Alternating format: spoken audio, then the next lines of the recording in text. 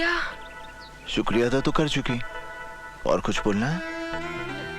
नहीं, और तो कुछ नहीं, बस मैं तो यूं ही। देखो, तुम्हारा ये उदास और डरा हुआ चेहरा अच्छा नहीं लगता। गुस्से में अच्छी लगती हो। तुम्हारी माँ भी कह रही थी कि तुम्हें बहुत गुस्सा आता है। वो भी तुमसे बहुत डरती है। वो भी मतलब? कोई और भी मुझसे डरता है?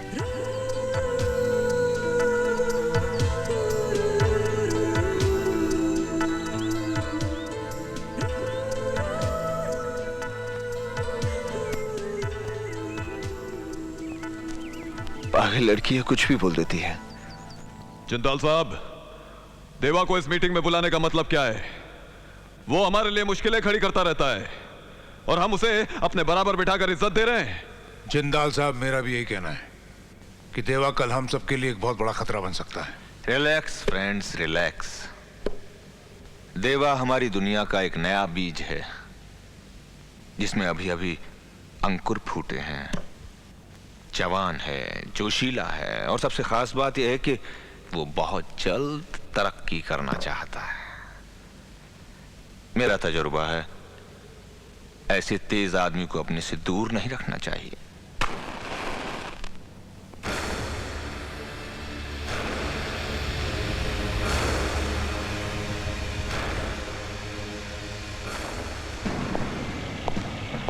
देरी से आने के लिए माफी चाहता हूं। वैसे मैं इस बात से हैरान हूं कि आप लोगों ने मुझे इस मीटिंग में क्यों बुलाया है। देवा, इन दिनों हमारे धंधे में मुश्किलें बढ़ गई हैं। इन मुश्किलों से हमें कैसे लड़ना है, इसी के बारे में बातचीत करने के लिए हम सब लोग यहां इकट्ठा हुए हैं। आखिरी हमारी जमात की बात है, और तुम हमारी जमात से बाहर तो नहीं? जमात एक होने से सोच एक नहीं हो सकती जिंदाल साहब।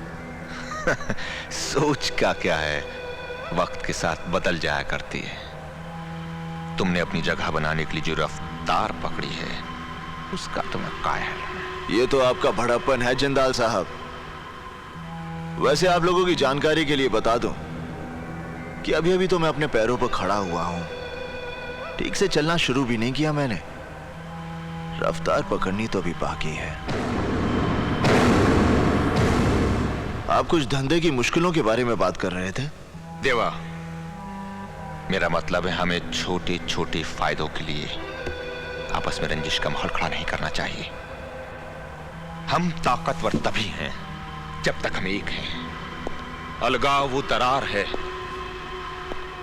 जो किसी भी इमारत की बुनियाद में समाकर उस इमारत को बर्बाद कर देती है।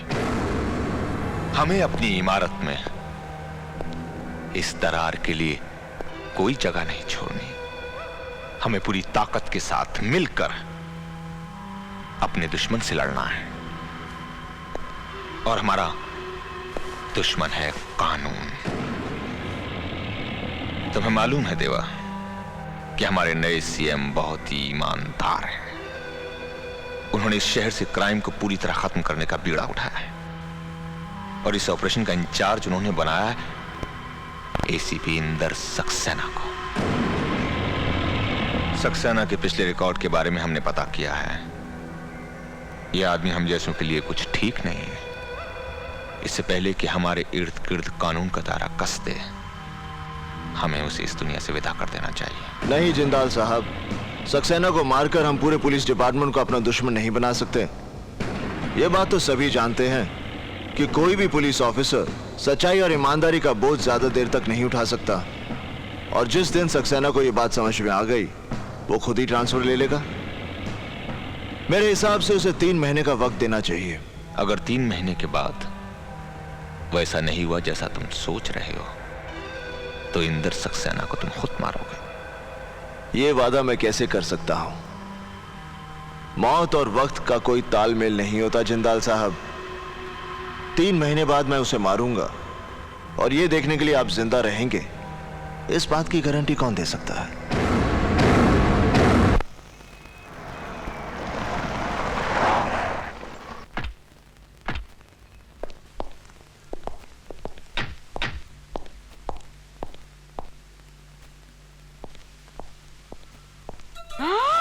अरे बाप रे, बाप रे, भागो भागो भागो भागो।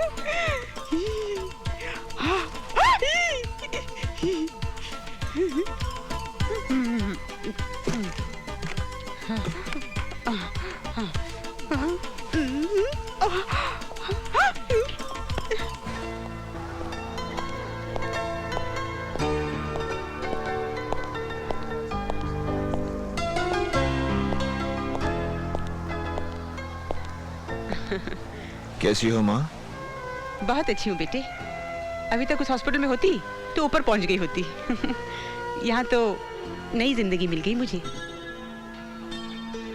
ऐसे क्या देख रही हैं आप? देख रही हूँ कि तू है कौन। हमें तकलीफों दुखों से उभारने के लिए कहाँ से आ गया तू? इतना तो कोई अपनों के लिए भी नहीं करता बेटे। ऐसा क्या कर दिया मैंने? क्या नहीं किया बेटे? मेरा इलाज करवा रहे हो, मेरी बेटी को नौकरी दी, वैसे वो काम कैसे कर रही है? अरे जया, उसकी फिक्र छोड़ दीजिए आप। बहुत अच्छा काम कर रही है वो। कुछ ही दिनों में उसने पूरा ऑफिस संभाल लिया। सभी चाहते हैं उसे। बेटी वो अकल की थोड़ी कच्ची है। कोई बात बुरी लगे तो माफ कर देना। बिन बाप की पली है ना, इसलिए जरा मुंहफट है। आप उसकी फिक्र मत कीजिए, बस अपना ख्याल रखिए।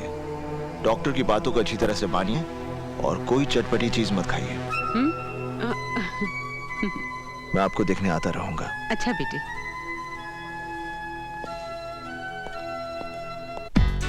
गुड्डी की शादी की बात सुनकर तू इतना परेशान क्यों हो गया? क्या बहन को सारी जिंदगी घर में बिठा के रखेंगे? सोच रहा हूं कितने लाड प्यार से पली है वो।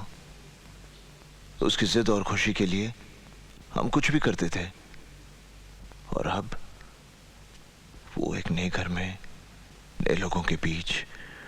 गुड्डी किसी नए घर में नहीं जा रही है देवा।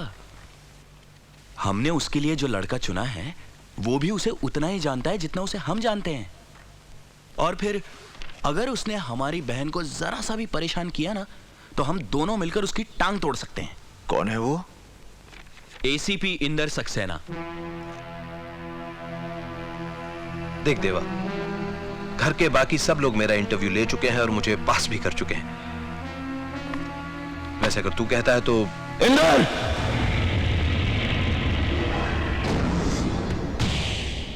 गुड्डी मेरी इकलौती बहन है। उसकी मुस्कुराहट के लिए मैं अपनी सारी खुशियां लुटा सकता हूं। उसके लिए मुझे एक नेक दिल, होनहार और काबिल लड़का चाहिए, और ये सारी खूबियां तेरे में है।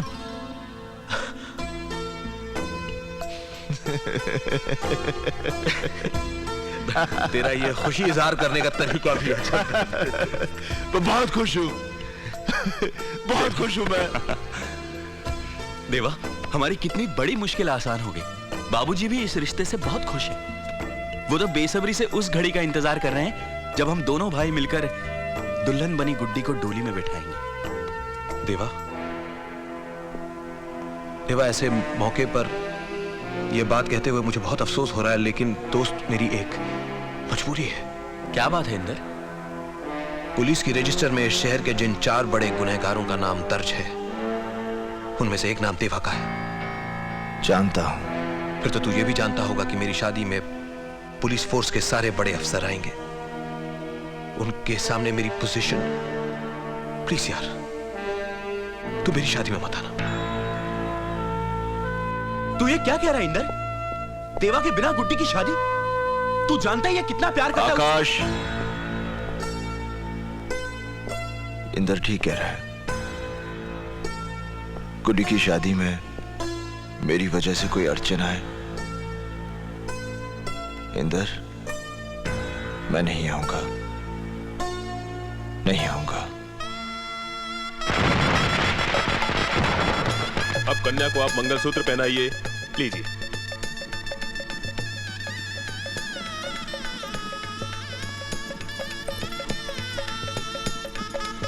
अब ये सिंदूर लगाइए।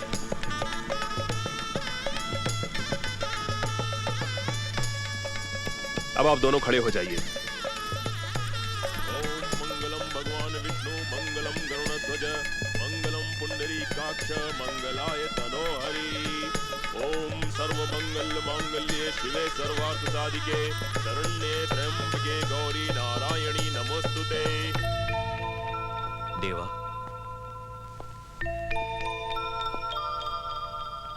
अब कुछ बोलेगा भी? मुझे पहले दुल्हन बनी अपनी बहन को जी भर के देख तो लेने दे।